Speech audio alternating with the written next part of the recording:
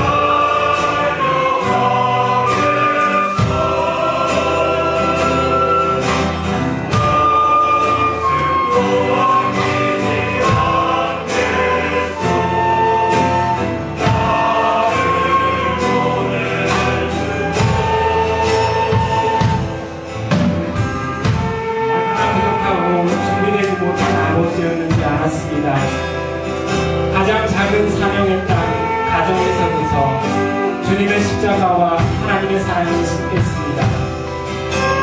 부르심의 소망을 쫓아 주님 가신 길을 따라가겠습니다. 투박하지만 저희들의 고백을 받아 주옵소서.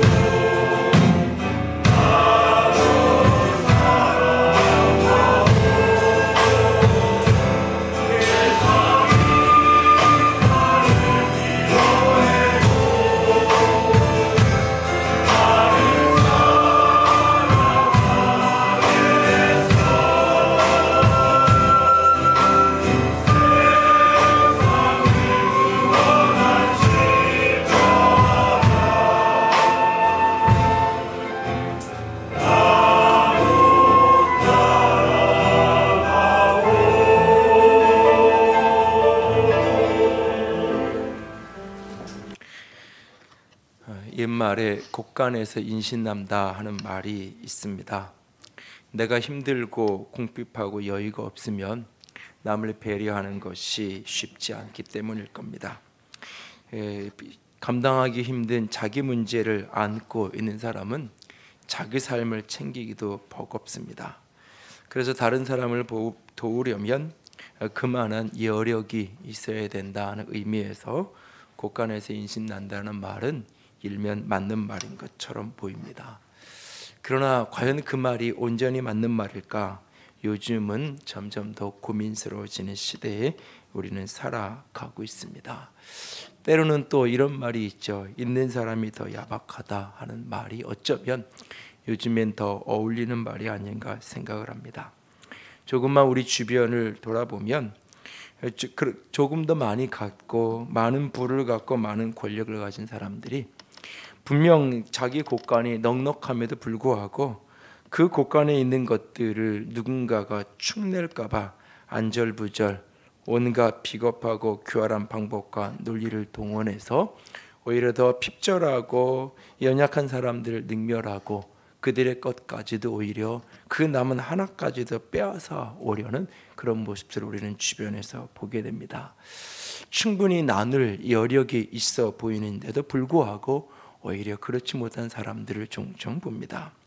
그런데 오히려 정반대로 참 힘겹고 어려운 자기 삶도 참 버거운 형편을 살아감에도 불구하고 누군가를 보고 주변 사람들을 향하여 끊임없이 먼저 나누고 섬기려는 그런 태도를 가진 사람들을 보기도 합니다. 그런 모습을 보면서 자꾸 제 마음에 생각되게 됩니다. 문제는 돈이 아니라 사람이 아닌가. 결국 사람 됨이 결국 사람을 나누게 하고 넉넉하게 섬기게 하는 것이 인심은 결코 돈에서 나는 것이 아니지 않는가라는 생각을 자꾸 더 하게 되어집니다. 드림센터 건축을 위한 시공사 선정 작업이 막바지에 이르러서 오늘 건축위원회에서 결정을 아마 되면 5월달 중으로 올 초에 착공 예배를 시작할 수 있을 것 같습니다. 사람들은 이 모든 문제를 돈의 문제라고 이야기합니다. 돈의 문제만 없으면 다 웃으면서 계약하고 웃으면서 일 처리하고 다 웃으면서 마칠 거라고 이야기합니다. 맞는 말입니다. 돈 앞에서 비굴해지지 않는 사람이 없다는 말처럼 일면 분명히 맞는 이야기입니다. 그런데도 자꾸 머뭇거려지면서 한 번 더 하면서 씨름을 하게 됩니다. 왜냐하면 결국에 모든 문제가 돈보다는 사람의 문제가 아닌가라는 생각을 자꾸 하게 되기 때문입니다. 그 사람이 갖고 있는 실력이나 시공 능력이나 이런 것들은 다 수치로 다 평가가 될 것입니다. 그러나 그 사람 속을 알 길이 없기에 어떻게 해야 될지, 어떻게 사람을 분별하는 것이 맞을지 참 힘들고 어려운 모습을 경험합니다. 함께 기도해 주셨으면 좋겠고 끝까지 모든 분별함을 잘 할 수 있도록 함께 협력해 갈 수 있기를 원합니다. 중국 선교의 개척자였던 믿음의 사람 허드슨 테일러는 하나님의 방법은 사람이다 라고 하는 유명한 말을 남겼습니다. 우리는 돈이 없을 때는 모든 것이 다 돈 때문이라고 생각을 합니다. 그래서 돈만 있으면 모든 것이 다 평안하고 모든 것이 다 잘 될 거라고 생각합니다. 가정도 그렇고 교회도 그렇고 나라의 미래도 그렇게 생각합니다. 이 나라의 경제만 일어나면 이 나라에 문제가 없다고 생각합니다.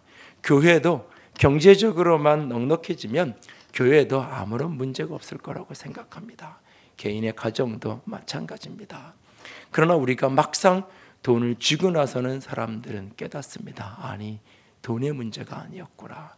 결국 문제의 본질은 사람이었구나 하는 것을 깨닫게 되어집니다. 그래서 나라의 미래를 가꾸어가는 것도, 교회와 가정의 미래를 세워가는 것도 결국 사람의 문제입니다. 어떤 사람으로 빚어가느냐, 우리의 다음 세대가 얼마나 돈을 잘 버는 아이가 되는가가 아니라 그 아이가 어떤 사람으로 키워지냐에 따라서 결국 그 아이의 인생의 행복과 불행, 성공과 실패의 키는 그곳에 있을 겁니다. 교회도 마찬가지입니다. 교회가 얼마나 교인들이 복을 받고 그래서 얼마나 부유한 사람이 되느냐가 교회의 미래가 있는 것이 아닙니다. 그것이 교회의 성공과 성취에 있는 것이 아닙니다. 결국 우리가 어떤 사람으로 길러지는가, 우리는 어떤 사람을 키워가고 있는가, 그것이 결국 모든 문제의 중심에 있는 것을 보게 되어집니다. 그러므로 우리가 하나님께 헌신한다는 것, 교회에 헌신한다는 것, 그것은 곧 사람에게 헌신하는 것입니다. 하나님의 방법은 사람입니다. 그래서 온 인류를 구원하기 위한 하나님의 방법은 한 사람을 이 땅에 보내시는 것이었습니다. 하나님이신 당신이 사람이 되어 이 땅에 오시는 것, 그것이 인류를 구원한 하나님의 방법이었습니다. 그리고 그분이 이 땅에 오셔서 12명의 제자를 훈련하는 일에 자신의 거의 모든 에너지, 자신의 삶의 에너지의 7, 80% 이상을 12명의 제자들을 훈련하고 세우는데 쏟아 부으셨던 것을 보게 되어집니다. 그리고 그 12명의 제자들을 남기시고 그는 그렇게 이 땅을 호련히 떠나가십니다. 그 사람을 통해 주님은 당신의 일을 하고자 했던 것입니다. 오늘 주님께서 일하시는 방식, 그것은 바로 사람입니다. 그래서 오늘도 주님은 사람을 세우시고 사람을 통해 당신의 일을 이루어가기를 원하십니다. 오늘도 조국 교회의 미래, 조국 대한민국의 미래는 사람을 어떻게 우리가 준비하고 세워가느냐에 달려 있습니다. 오늘 하늘의 교회, 그리고 여러분의 가정의 내일도 결국은 우리가 어떤 사람을 키워가고 어떤 사람을 세워가느냐에 있습니다. 하나님께 헌신하는 자가 되기 원합니다. 교회에 헌신하는 자가 되기 원합니다. 그것은 곧 사람에게 헌신하는 사람입니다. 하나님의 방법은 사람을 세우는 일에, 하나님의 방법인 사람을 살리고 사람을 일으키는 일에 우리의 삶이 헌신되어지게 쓰임받는 축복의 인생이 되어질 수 있기를 원합니다.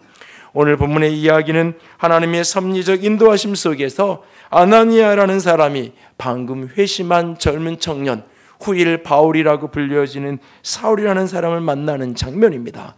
그를 만나 축복하고 안수하여 기도하고 그에게 세례를 베풀고 그를 하나님의 위대한 사람으로 세워가는 첫 만남의 장면이 오늘 장면입니다. 오늘 아나니아는 바울과 같이 위대한 일을 할 수 없었는지 모르지만 아나니아의 그 만남을 통해서 바울이라는 위대한 한 사람이 길러져 내진 것을 보게 되어집니다. 우리도 바울이 설령 내가 되지 못한다 할지라도 내가 아나니아와 같은 사람이 될 수 있다면 얼마나 행복할 수 있을까요? 나를 통하여, 우리를 통하여 하나님의 사람이, 하나님의 인물이 길러질 수 있다면, 그 축복의 통로가 되어질 수 있다면 얼마나 영광스러운 생일일 수 있을까요?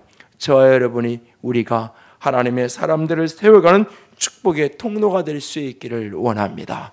하나님의 방법인 사람을 세우고 사람을 일으키고 영혼을 살리는 축복의 통로로 하나님의 그릇으로 쓰임받는 저와 여러분이 될 수 있기를 원합니다. 그러기 위해서는 어떻게 해야 할까요?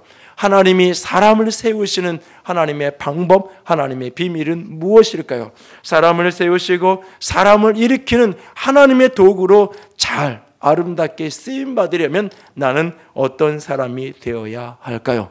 본문의 이야기를 바울의 관점에서 들여다보지 않고 오늘 본문의 이야기를 아나니아의 시선으로, 아나니아의 관점으로 바라보면서 이 문제에 대한 답을 같이 찾아가기를 원합니다. 하나님께서 사람을 세우시는 그 일에 하나님의 통로로 쓰임받으려면 어떤 사람이 되어야 하는 것일까요? 첫 번째로 만남의 인도하심을 소원하는 사람이 되어야 합니다.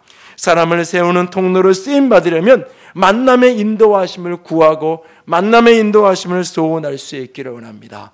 하나님이 나를 통하여 사람을 세울 것이다, 나를 통하여 한 영혼을 살리기도 하시고 나를 통하여 한 영혼을 일으켜 세워갈 것이라는 그런 기대와 소망을 가지고 어떤 만남이든지 그 만남 속에 일하실, 만남 속에 간섭하실 하나님을 기대할 수 있기를 원합니다. 기꺼이 하나님의 인도하심에 따르기를 소원하는 그런 소망을 가지고 하나님의 간섭하심을 기대하는 사람에게 반드시 하나님의 간섭하심이 있을 것입니다. 오늘 예수님을 주님으로 다메섹에 가는 어느 길목에서 바울이 만나게 되어집니다.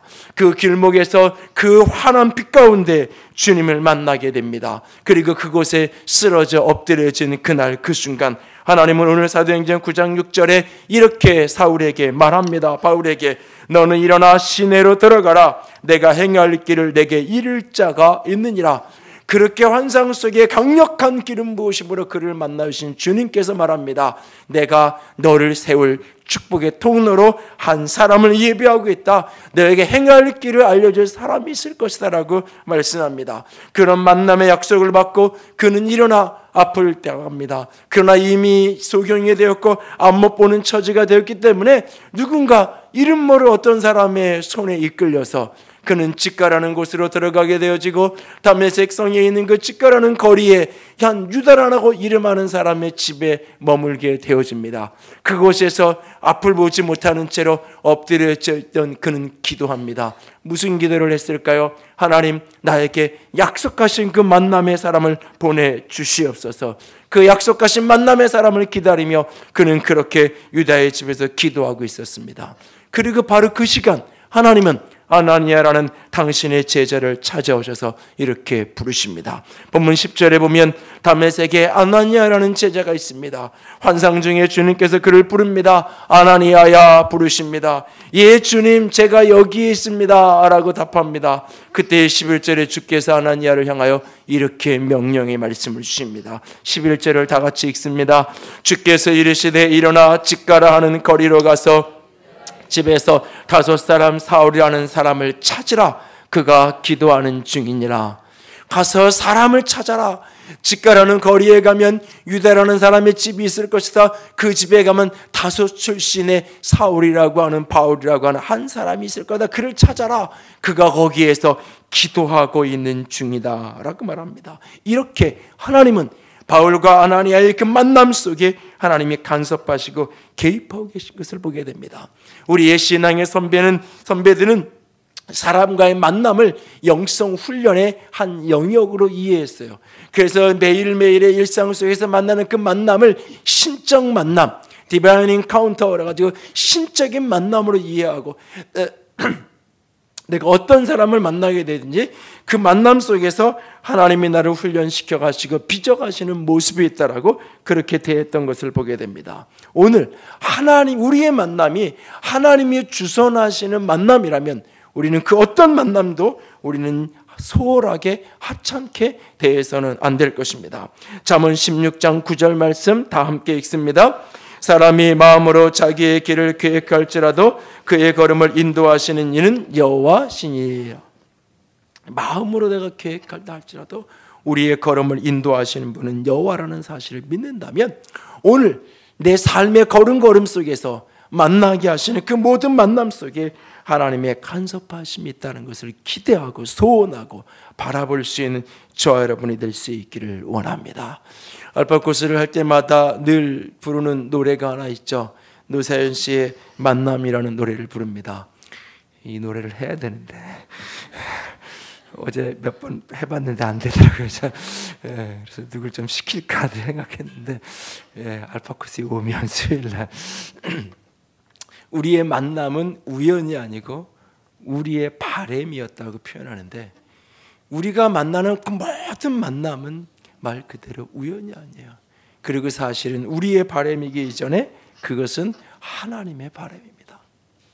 올해 10번째 제자훈련을 하는데 21분이 하시는데 쭉 그 이제 인터뷰를 하고 나서 이렇게 쭉 정리를 해보니까 그 11분 가운데 7분, 8분이 알파코스를 통해서 처음 교회에 나오신, 예수님을 교회를 처음 우리 교회에서 나와서 처음 예수님 만나고 그렇게 해서 이제 신앙생활을 해오다가 이제 제자훈련을 하겠다는 자리까지 오게 되셨는데, 어떤 분은 아예 어린이집에 보냈는데 어린이집 선생님과의 만남 속에서 선생님이 그냥 한번 와보라고 하는 말에 그냥 반응하는 그 만남이 계기가 되어서, 어떤 분은 이사를 와서 주인집 아줌마가 어느 날 밥 먹으러 오라 그래서 주인이 밥 먹으러 오래니까 또 쫓겨날까 봐 그냥 그렇게 해서 찾아온 그 만남이 계기가 돼서, 어떤 분은 같은 동에 사는 이웃의 만남이 계기가 돼서, 그 다 우연히 내가 그 집에 이사를 가게 된 것도,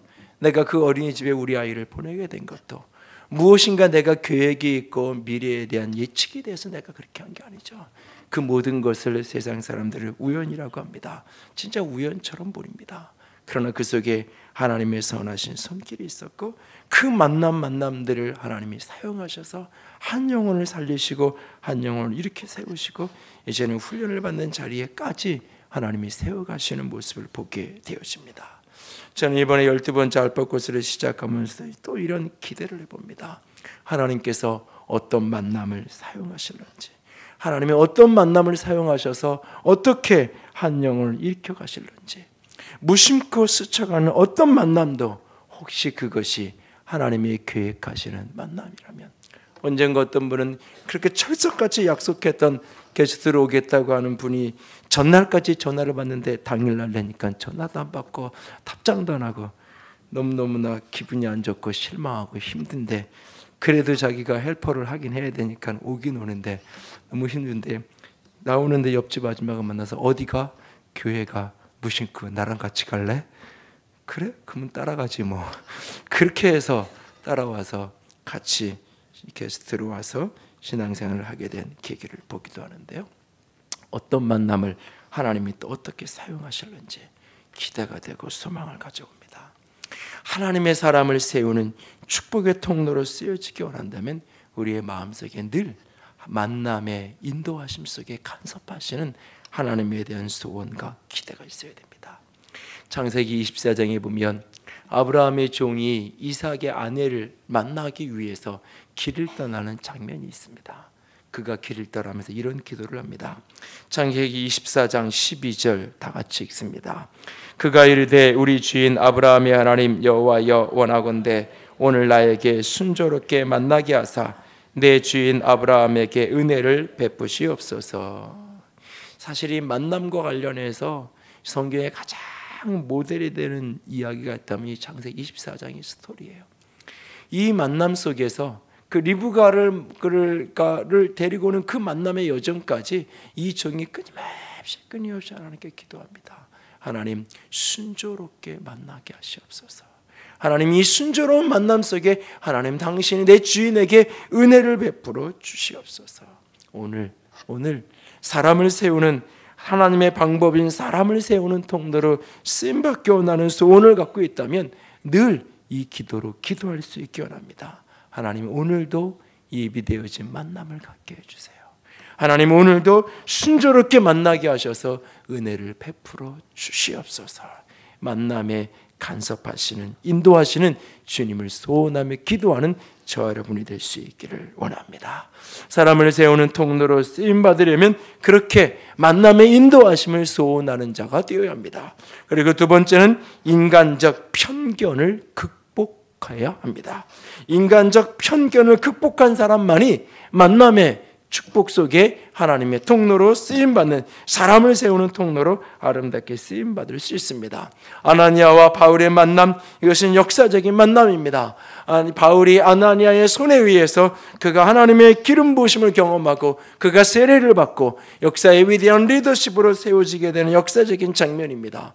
그러나 이 장면을 아나니아의 편에서 생각해 보면 결코 가벼운 만남이 아닙니다. 결코 기쁘고 행복하기만 한 만남은 아닙니다. 아나니아 입장에서 보면 굉장히 불편한 만남입니다. 껄끄러운 만남입니다. 왜 나에게 하나님이 이 일을 시키실까? 그냥 다른 사람 시켰으면 좋겠는데 별로 가고 싶지 않고 별로 보고 싶지 않은 만남입니다. 교회의 전승에 따르면 아나니아는 예수님께서 복음서에서 12명의 제자를 훈련시켜서 파송하고 때로는 또 70인의 제자를 훈련시켜서 전도하는 일을 보내신 것을 보게 되는데, 이 아나니아라는 사람은 그 70명 가운데 한 사람으로 속해 있던 사람으로 전해지고 있습니다. 그렇게 예수님을 따르는 이 사람은 후일 이 다메섹 교회의 첫 번째 감독, 지역의 감독이 되었던, 목사가 되었던 사람이 바로 이 아나니아라는 사람입니다. 그러므로 아나니아 입장에서 바울은 원수예요. 적이에요. 교회를 핍박하는 핍박자의 회방자예요. 어떻게든 그 사람은 만나야 될 사람이 아니라 도망가야 될 사람이에요. 그런 사람이 교회를 핍박하러 오다가 그렇게 하늘에서 하나님이 강력하게 역사하셔서 그 소경이 되고 장님이 돼서 쓰러져 있다 그러면 하나님 역시 살아계셔, 하나님이 좋으신 분이야, 잘 됐어, 저런 사람은 좀 하나님의 핍박, 교회를 핍박하고 하나님께 원수짓 하더니 저런 벌을 좀 받아야 돼 라고 생각하고 그냥 우리끼리 잘 됐다고 박수치고 말아야 될 처지가 어쩌면 아나니아 편에서 입장이런지 몰라요. 그래서 아나니아가 13절과 14절에 하나님께서 그 바울에게 가라고 말씀하실 때 이렇게 하나님께 답을 하죠. 13절과 14절 같이 읽습니다. 아나니아가 대답하되 주여, 이 사람에 대하여 내가 여러 사람에게 듣사온즉 주의 성도를 적지 않게 해를 끼쳤다 하더니 여기서도 주의 이름을 부르는 모든 사람을 결박할 권한을 대제사장들에게서 받았나이다 하거늘. 내가 들었는데 예루살렘에서도 그랬고 여기서도 지금 우리를 핍박하려고 온 사람입니다. 아나니아 입장에서 바울은 굉장히 불편한 사람입니다. 이것을 편견이라고 사실은 말하기가 조금 부담스러울 만큼 어쩌면 내가 아나니아 입장이라면 그건 당연하고 마땅한 태도인 것처럼 보입니다. 그러나 아나니아는 그 자신의 생각, 자신의 편견, 자신의 입장, 자신의 경험을 깨트리고 뛰어넘어 주께서 하시는 말씀에 순종할 줄 아는 사람이었습니다. 나의 편견, 나의 이데올로기, 나의 신념이 아무리 중요하다 할지라도 하나님의 인도하심보다 중요하지 않다는 거예요. 그래서 그는 기꺼이 하나님의 말씀에 인도하심에 순종하고 길을 걸어가는 것을 보게 됩니다. 15절 말씀 볼까요? 주님께서 아나니아에게 이렇게 말씀하십니다. 15절 같이 읽습니다. 주께서 이르시되 가라, 이 사람은 내 이름을 이방인과 임금들과 이스라엘 자손들에게 전하기 위하여 택한 나의 그릇이라. 주께서, 그러니까 아나니아가 그렇게 하는 이야기, 나는 가기 싫어요, 갈 수 없어요, 왜 나 같은 사람에게 이 일을 시켜요, 그 이야기죠. 그때 하나님은 그냥 단순하게 가라, 그리고는 왜 가야 되는지 그 다음에 설명해요. 이방인을 위한 나의 택한 그릇이라고 말합니다. 아나니아 입장에서 할 말이 없을까요? 하나님, 여기 우리 교회에도 많은 인물이 있는데요, 여기에도 많은 사람이 있는데 왜 이런 사람 택해서 쓰시지 않고 왜 저 하필이면 저렇게 핍박자의 회방자의 저런 사람을 쓰신다고요? 얼마든지 항변할 수 있었을 거예요.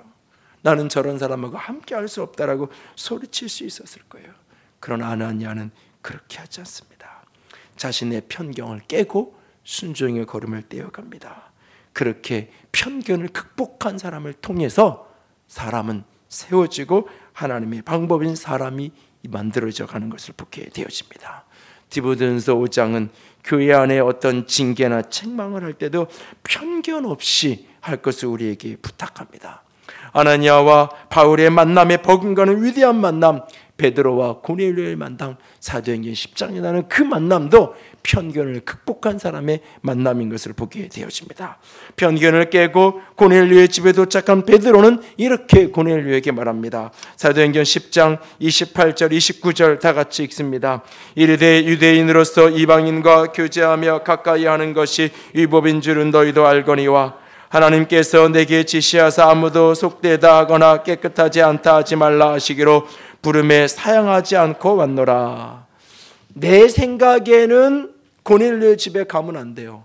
내 생각에는 이방인의 집에 가는 것은 속되고 타락하고 내가 변질되는 행동이에요. 그런데 하나님께서 그렇게 하라고 말씀하세요. 그래서 내가 사양하지 않고 내가 그 부름을 사양하지 않고 내가 왔다. 하나님이 내게 지시하셔서 아무도 속되다거나 깨끗이 않다 하지 말라고 해서 내가 여기 왔다라고 말하고 있어요. 자신의 편견, 자신의 생각을 과감하게 내려놓고 순종하는 사람을 통해서 또 하나의 위대한 만남이 펼쳐지는 것을 사도행전 10장에서도 우리는 만나게 되어집니다. 오늘 사람을 세우고 사람을 일으키는 통로로 쓰임받기 원하나요? 내 안에 있는 인간적 편견을 깨트리고 하나님의 인도하심에 순종할 수 있는, 기꺼이 하나님의 만남에 이끄심에 순종하는 저와 여러분이 될 수 있기를 원합니다. 뇌졸중으로 병실에 쓰러져 누워 계셨다가 잠깐 정신이 돌아왔음에도 불구하고 오락가락하는 상태에 병원을 찾은 기억이 있습니다. 집이 어디냐고 묻는데도 불구하고 하안동인지 신림동인지 어딘지 혼돈스러워 있는 그 상황. 사실 그런 상황이면 대부분 어떻게 될지 모르니까 보통은 이제 복음을 전하고 영접 기도를 시켜드린 적이 간혹 있었는데, 그날은 이분에게 복음을 전한들 받아들이기나 할까, 기억조차 헷갈려가지고 왔다 갔다 가는 저분에게 이야기한들 뭐 할까, 그냥 기도나 해드리고 가면 좋겠다. 나도 모르게 그런 생각이 들더라고요. 그래서 복음을 전하기보다는 그냥 빨리 치료할 수 있게 해달라고 기도만 해드리고 나오려고 했습니다. 근데 주차장에 뭐가 문제가 생겨가지고 한 10여 분을 그냥 그 병실에서 우두커니 기다려야 되는 순간이 찾아왔어요. 그때 문득 그래도 혹시 전해보면 어떨까? 내가 지금 생각하기에는 안 받아들일 것 같은데 저분의 과거 삶의 이력을 내가 어느 정도 들은 게 있고 지금 형편도 도저히 뭐 어떻게 복음을 전해도 듣지 않을 것 같은데 그래도 이렇게 멍하니 서 있느니 듣든지 안 듣든지 이야기는 하는 게 낫지 않을까. 그래서 그때는 주보 뒷면에 복음 제시하는 문장이 이렇게 전도문이 쓰여져 있을 때인데 그걸 가지고 이렇게 설명을 잠시 했어요. 근데 그래서 설명을 시작하는 순간부터 이분이 정신이 온전해져서 그 이야기를 똑똑히 들으시는 거예요. 왔다 갔다 정신이 헷갈리시는 분인데도 불구하고 10여 번을 전하고 그 자리에서 영접을 하시겠냐고 하니까 믿겠다고 결심을 하시더라고요. 같이 영접 기도를 하고 기도를 해드리고 나왔어요. 그 병실에서 기적적으로 하나님이 다시 일으키셔서 몇 주, 한 열흘인가 뭐 계시다가 태어나서 집에 오셨어요. 그리고 제가 깜짝 놀란 것은 그 주일이 됐는데 나 교회 가야 되겠다라고 얘기하시는 거예요.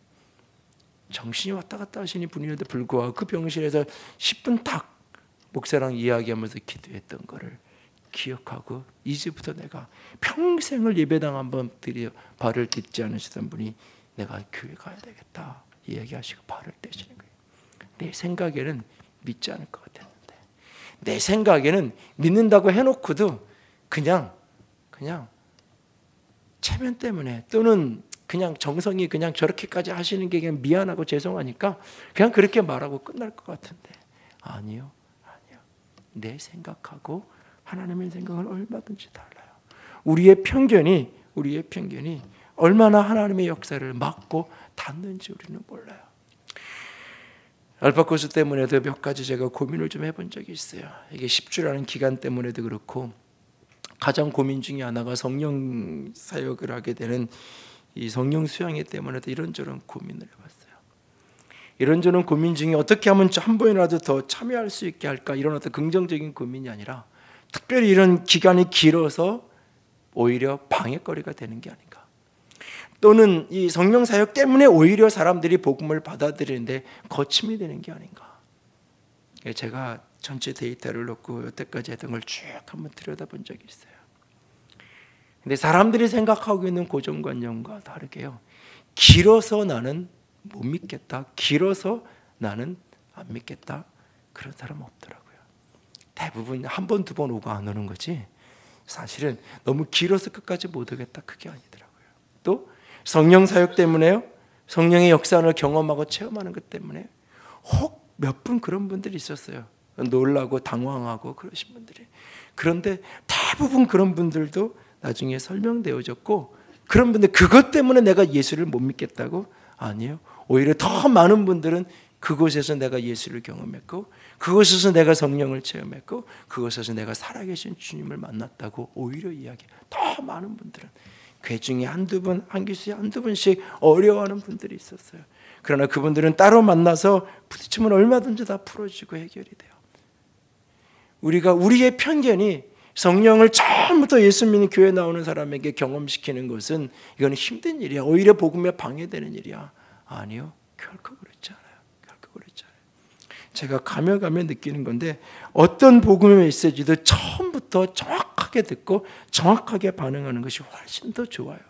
그것이 평생의 신앙생활이 훨씬 더 유익한 것이 아닌가라는 생각을 하게 돼요. 파도와 예절을 하면서도 그랬어요. 시작하면서 제 안에서도 이걸 하겠다 그러면서도 그냥 아이들, 어린 분들 같이 하면 좋겠다, 그런 생각을 했어요. 그런데요, 10주를 지나고 나서 제 마음에 느끼는 거 하나가 뭐냐면, 가장 많이 은혜 받고 가장 변화가 일어나는 분들은 오히려 애들이 어리고 지금 아이들이 어려서 뭔가 애들하고 시간을 보여줘야 되는 분들이 아니에요. 오히려 아이들이 점점 부모의 품을 떠나려고 하는 청소년기의 자녀를 갖고 있고, 오히려 애들이 다 커서 이미 내 품을 다 떠나가 있는, 내가 어떤 영향력도 더 이상 아이들에게 행사할 수 없는 자리에선, 그런 자리에서 내 아버지 됨을 다시 한번 생각하고 고민하면서 자신의 삶의 자리를 다시 찾아가게 되고, 이런저런 씨름을 다시금 하게 되는 모습을 제가 봅니다. 우리의 생각에 이건 이런 사람이 하는 거, 이건 저런, 나의 편견이 하나님의 일하심과 역사하심에 얼마나 많은 방해거리가 되는지 모릅니다. 오늘 하나님께서는 당신의 사람들을 사람을 세우는 도구로 세워서 쓰기를 원하십니다. 저와 여러분이 사람을 세우는 축복의 통로로 쓰여질 수 있기를 원합니다. 그러기 위해서는 내 안에 있는 인간적 편견을 깨야 됩니다. 여러분 안에 있는, 우리 안에 있는, 또 제 안에 있는 그 인간적 편견이 어떤 것이 있나요? 그것이 알아질 때마다, 보여질 때마다 그것을 깨트리고 넘어설 수 있는 저 여러분이 될 수 있기를 원합니다. 그리고 나아가서 그 편견을 깨트리고 나아갈 때 주께서 만나지게 하는 사람들이 있을 겁니다. 그들을 사랑과 성령으로 축복하는 자가 되십시오. 세 번째로, 만남의 사람을 세우는 통로로 쓰임받으려면 사랑과 성령으로 축복하는 자가 되어야 합니다. 주께서 나에게 만나게 하시는 그 영혼들, 그 사람들을 끊임없이 사랑으로 축복하고 사랑으로 품어안는 저 여러분이 될 수 있기를 원합니다. 아나니아는 바울을 만납니다. 만나서 처음으로 그가 내뱉는 말이 뭐냐면, 형제 사울아. 저는 이 17절에 나오는 이 표현을 볼 때마다 제 마음이 뜨거워지는 걸 느껴요. 어떻게 이 사람을 처음 만날 때 형제라고 말할 수 있을까? 그 아나니아가 사울을 딱 만나는 그 순간, 이 마음속에 수많은 자기 편견이 있고 힘겨움이 있었음에도 불구하고 하나님이 가라고 하시고 하나님이 그를 택한 그리스도라고 말씀하셨을 때 찾아가서 만나자마자 그에게 안수하고 그에게 축복하고 그를 가르쳐서 형제 사울아, 형제 사울아, 내가 다메섹에 오는 그 길에서 만난 그 주님께서 나를 보냈다. 나를 보내서 당신의 눈을 뜨게 하고 당신의 눈을 성령으로 충만케 하도록 하나님이 나를 보내셨다라고 말하면서 그를 사랑으로 축복하면서 안수하면서 형제 사울아, 형제 사울아, 사랑으로 축복하고 있는 그 만남을 통해 하나님께서 그 만남의 축복의 통로를 사용하셔서 하나님께서 사울에게, 바울에게 성령으로 충만하게 기름 부으시고 그를 당신의 그릇으로, 당신의 사람으로 세워가는 모습을 보게 됩니다. 그가 안수하며 형제 사울하고 축복하는 그때에 그의 눈에서 비늘 같은 것이 떨어져서 눈이 밝아져 다시 보게 되었고, 그가 일어나 세례를 받았다라고 성경은 우리에게 기록하고 있습니다. 오늘 아나니아가 이 바울을 축복하면서, 아나니아가 바울에게 안수하면서, 아나니아가 바울을 형제라고 부르면서 바울이 얼마나 위대한 사람이 될 것을 꿈꾸었을까요? 알았을까요? 아니요, 결코 그런 생각을 하지 못했을 거예요. 그럼에도 불구하고 하나님이 그의 손을 사용하셔서, 통로로 사용하셔서 그를 영광의 모습으로 세워가고 있는 모습을 보게 되어집니다. 민수기서 26장 27절에 이렇게 말씀하십니다. 민수기 6장 27절 같이 읽습니다. 그들은 이같이 내 이름으로 이스라엘 자손에게 축복할지니 그들에게 복을 주리라. 축복은 우리가 하는 일이고 복을 주는 일은 주님께서 하시는 일이라고 말합니다.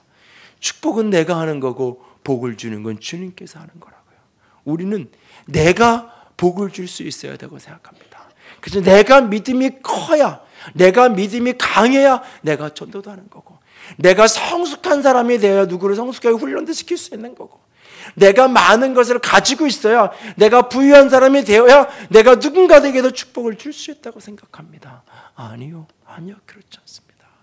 내가 축복하는 따뜻한 사랑으로 한번 만져주고 형제 사위라고 불러지는 그 작은 일들을 통해서 하나님 당신께서 복을 주시고, 하나님 당신께서 기름 부으셔서 충만케 하시겠다고 말씀하고 계십니다. 그러므로 오늘 내 안에 있는 어떤 편견도 깨트리고 오늘 영혼들을 사랑으로 축복할 수 있는 저 여러분이 될 수 있기를 원합니다. 1800년대 중년 미국의 보스턴의 한 교회에 에드워드 킴벌이라는 주일학교 선생님이 계셨죠. 어느 날 이 주일학교에 한 아이가 새로 등록을 했습니다. 어떻게 교회를 왔니? 예, 삼촌이 교회를 가라 그래서 왔어요. 그렇게 해서 그 아이가 내 반에 속한 한 아이가 되었습니다. 선생님은 그 아이에게 성경을 가르치고 싶었습니다. 성경이 있니? 아니요, 없는데요. 너 글은 읽을 줄 아니? 아니요, 글도 알지 모르는데요. 구두방에서, 어린 나이에 구두방에서 일하고 있는 그 아이는 글조차 읽을 줄 모르는 문맹이었습니다. 선생님은 그 아이에게 성경책을 한 권을 사서 선물을 합니다. 그리고 그 아이와 함께 성경책을 가르치면서 글을 깨우치기 시작합니다. 그렇게 해서 선생님에게 글을 배우고 선생님에게 성경을 배웠던 그 아이, 선생님은 늘 그 아이를 만날 때마다 그 아이를 위해서 기도해 주었고, 그 아이를 만날 때마다 그 아이의 머리에 손을 얹고 축복해 주었습니다. 바로 그 아이가 100만 명을 그리스도로 이끌어 주었던 불세출의 전도자 드와이트 무디 목사님이었던 것을 봅니다. 그렇게 코 올리게 구두방에서 일하는 그 초라한 아이, 글조차 읽을 줄 모르는 그 아이, 그러나 그 아이를 끊어서 축복하면서 이 아이에게 하나님께서 이 아이를 만나주기를 소원하면서 그 아이를 축복했던 그 만남을 통해서 한 위대한 전도자가 세워져 갔던 것을 보게 되어집니다. 오늘 아나니아가 안수하고 사랑으로 축복할 때에, 그 사랑으로 안아줄 때에, 사랑으로 형제라고 그를 품어줄 때에 오늘 그에게 눈이 밝아지고 비를 같은 것이 떨어져서 눈이 밝아지고 성령이 그에게 충만함으로 기름 부어지는 것을 우리가 봅니다. 그렇게 바울의 눈이 아나니아를 통해 열려져 가고 있는 것을 봅니다. 오늘 우리 곁에, 우리 주변에도 눈뜨지 못한 사람들이 얼마나 많은지요. 오늘 우리 주변에도 복음에 대해서 눈이 가려져 있는 사람이 얼마나 많은지요. 오늘 그들을 사랑으로 품을 수 있는 저 여러분이 될 수 있기를 원합니다. 오늘 내 안에 있는 모든 편견을 내려놓고 하나님이 어떤 만남이든지 그 만남을 통해서 간섭하실 것을 기대하고 소원하면서 어떤 사람을 만나게 하든지 그를 사랑으로 품고 사랑으로 축복할 때에 성령께서 우리를 통하여 일하실 것입니다.